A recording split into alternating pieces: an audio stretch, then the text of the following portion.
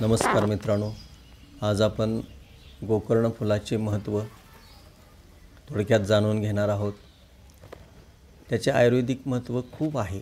हे फूल केवळ औषधी गुणधर्मासाठी नव्हे तर मन, शरीर, आत्मा यांच्यावर प्रभाव टाकणाऱ्या शक्तींसाठी ओळखले जाते। त्याचे प्रामुख्याने काय फायदे आहेत ते आपण जाणून घेणार आहोत। गोकर्ण हे मेद्य वर्गातले औषध आहे। मेंदूचे आरोग्य सुधारते, स्मरणशक्ती, एकाग्रता वाढवते। ब्राह्मीप्रमाणे गोकर्ण देखील बुद्धिवर्धक मानले जाते। मनाला शांतता देणारे, सत्वगुण वाढवणारे औषध। तणाव, चिंता, नैराश्य, डिप्रेशन यावर उपयोगी। मानसिक थकवा कमी करते। प्रामुख्याने आता पावसाळा, थंडीच्या दिवसात याचा आपण वापर जास्त प्रमाणात केला तर त्याचा खूप फायदा होतो। कफदोष कमी करणारे हे याच्यामध्ये गुण आहेत। खोकला, दमा या विकारावर प्रामुख्याने हे प्रभावी आहे। याचा काढा, गोकर्णाचा काढा श्वसन मार्ग स्वच्छ ठेवतो। तसेच त्वचेचे आजार, पिंपल्स, फोड, रक्तदोष यावर उपयुक्त।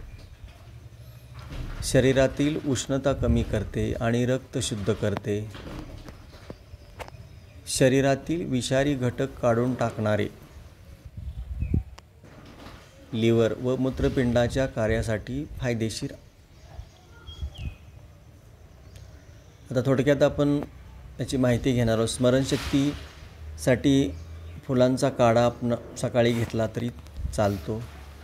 खोकल्यावर फुलांचा काढा सकाळी घ्यायचा। त्वचा विकारासाठी फुलांचा लेप किंवा फुलांचा रस लावायचा। डोळ्यांसाठी 1 थेंब रस प्लस गुलाब पाणी बाह्य वापर। केसांसाठी फुलांचा उकळलेला अर्क केसांना लावणे। पचनासाठी फुलांचा चहा जेवणानंतर। आपण आता उकळलेल्या पाण्यामध्ये हे गोकर्णाची फुलं टाकत आहे। गोकर्णाची आणि तुळशीची 4 पानं आहेत, ते आपण काढा करण्यासाठी टाकलेला आहे। आणि याला छानशी अशी उकळी येऊ देतो आणि पूर्ण निळसर कलरचा काढा झाला की आपण तो बंद करतो।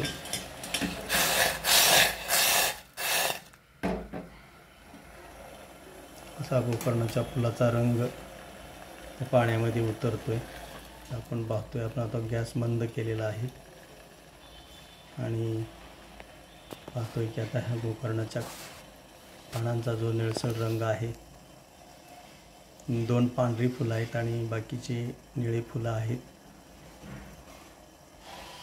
आपण पाहतोय पाण्याचा रंगही कसा निळसर होत चाललेला आहे आणि हा काढा आपण तयार करतोय आता। हा तयार झालेला काढा कसा वाटला जरूर कमेंट्सद्वारे कळवा। धन्यवाद।